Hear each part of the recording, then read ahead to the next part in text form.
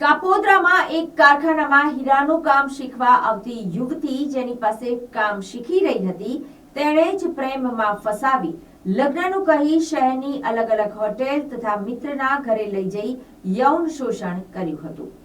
કડોદરા રોડની સોસાયટીમાં રહેતી 24 વર્ષીય યુવતી 2022ના વર્ષમાં કાપોદ્રાના એક હીરાના કારખાનામાં નોકરીએ લાગી હતી।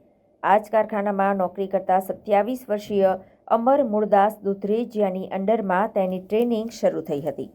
ગુરુ શિષ્યા વચ્ચેનો આ સંબંધ પ્રેમમાં પરિણમ્યો હતો।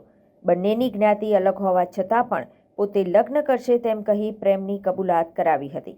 2 વર્ષ સુધી ડિંડોલીમાં રહેતા મિત્રના ઘરે તથા પૂણા પાટિયા અને યોગી ચોકમાં આવેલી હોટેલમાં લઈ જઈ યૌન શોષણ કર્યું હતું। 11મી જાન્યુઆરીએ એક હોટેલમાં લઈ જઈ યૌન શોષણ કર્યા બાદ ભાવનગરના હણોલ ગામે વતન જતો રહેલો અમર પરત આવવાની વાત કરતો ન હતો। વારંવાર ફોન કરતા અમરે પોતાની અહીં સગાઈ થઈ ગયાનું જણાવ્યું હતું।